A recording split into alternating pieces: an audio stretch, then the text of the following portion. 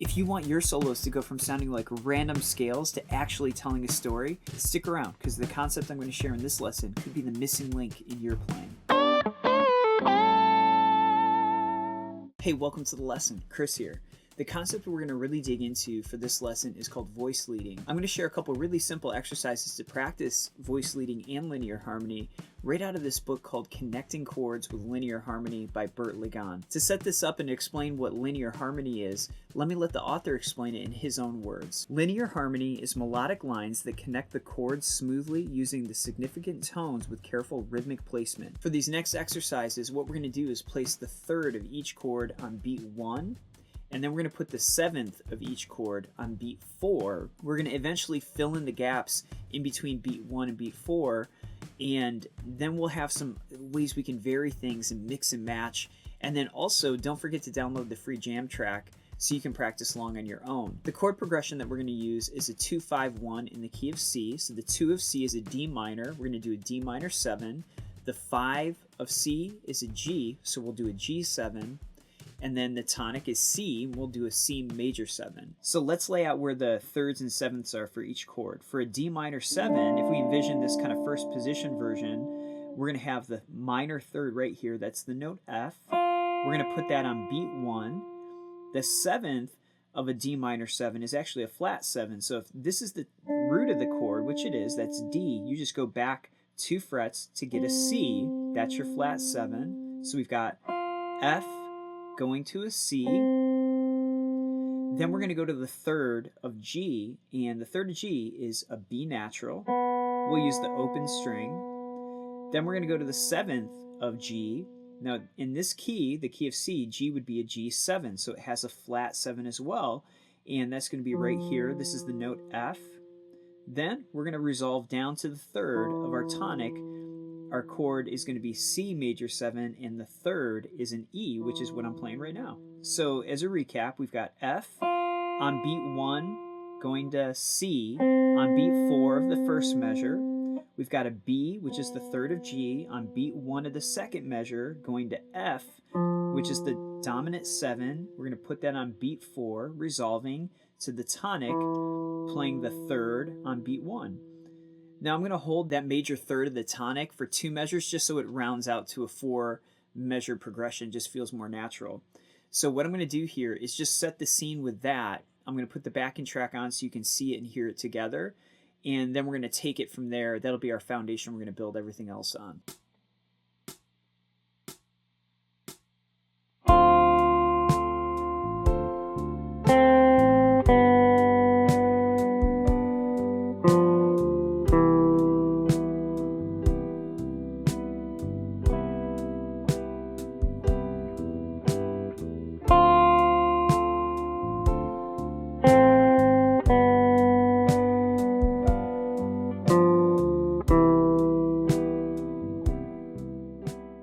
Okay, now that we've got a really solid foundation, we've got the third of each chord on beat 1 and the 7th of each chord on beat 4. Now let's fill in a little bit. Now we only have a couple beats to fill in, and what we're going to do is descend the major scale. And remember, we're in the key of C, so we're just doing a C major scale, but we're starting on the 4th of C, which is F, which is also the third of D minor. And what we're going to end up doing, let me give a little example just talking through it, and then I'll put it to the track as well. We're going to go beat 1, 2, 3, 4. Then continuing on, remember we started with the note B, which is the third of our G chord. G, then we descend down to an A, down to an open G, down to F on beat 4. So the second chord goes 1, 2, 3, 4, and then C. We'll just resolve, and I'm just going to hit that third on the second measure of that chord as well. Now I'm going to play it with the track so you can hear it in context, and then we'll do some variations of this, and you'll see how quickly you can come up with really creative ideas that sound really musical.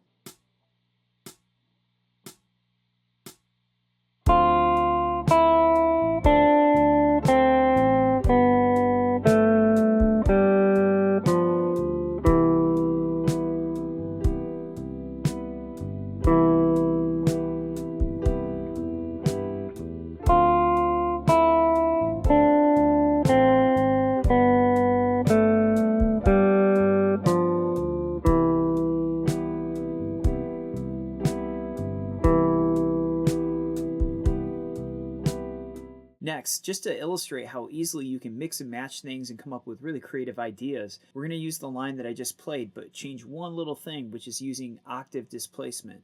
So we're going to take the first note, which is the third of the chord, as a lower register, and then jump up for the remaining part of the run an octave higher, and it'll sound like this. So for the D, or the D minor I should say, instead of playing the F right here on the first fret with this higher sound, we're going to go down an octave to the third fret of D. That's also the note F. We're going to play that. Then we're going to hop up and continue on as if we had started in that higher register. So we're going to play a higher E, descend down D. Here's our seventh on the fourth beat again.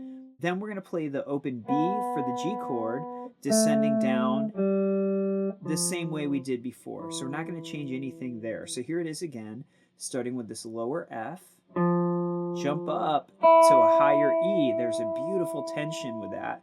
Just keep walking down the scale as you did before. In a minute, I'm going to put on the track and play to it, and that's what I'm going to do in the first measure. Then I'll mix it up. In the second measure, I'm going to start out the first way, the original way, with F up here, descend down. But now, when I get to B, which is the third of our G7 chord, instead of going down to A here, I'm going to jump up an octave. I'm going to put it on the fifth fret of the high E string, that's an A, and just descend down to E, which we originally had on second fret of D, and that's the major third of our C major seventh chord. So that second version will sound like this.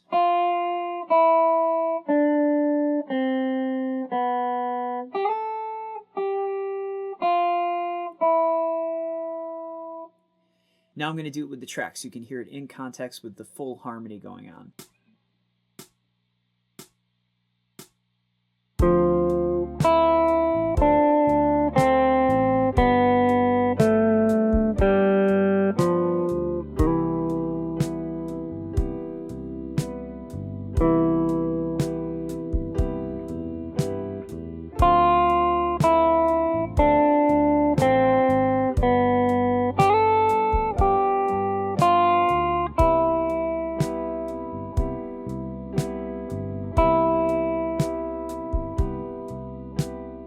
I'm going to share one more idea that he gives in this book for a next step, which is to wait for your 5 chord to ascend with an arpeggio, which is going to eventually end up on the 9th of that chord. I'll explain in a second what that means. And then it resolves to the 5th of the tonic. So the 5th that we're playing with here is G7.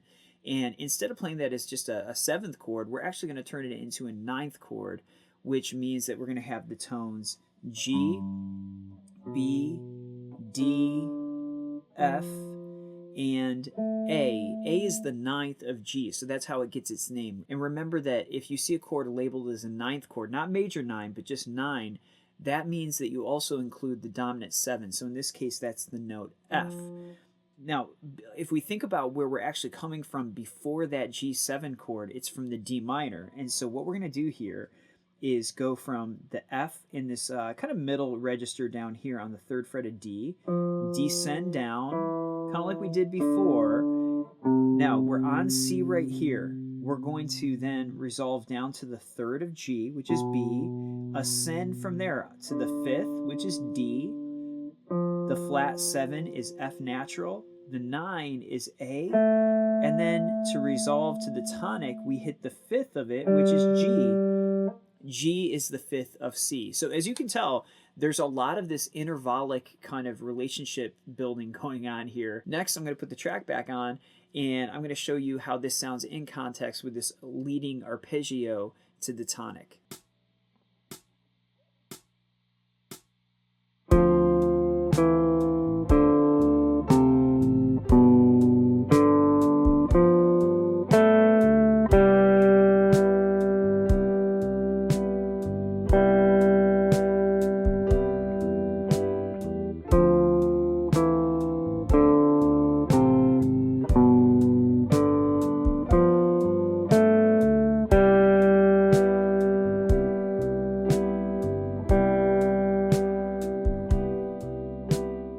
As a last step here for this exercise, I would recommend playing around with filling in the gaps between that first beat with the third and the fourth beat with the seventh.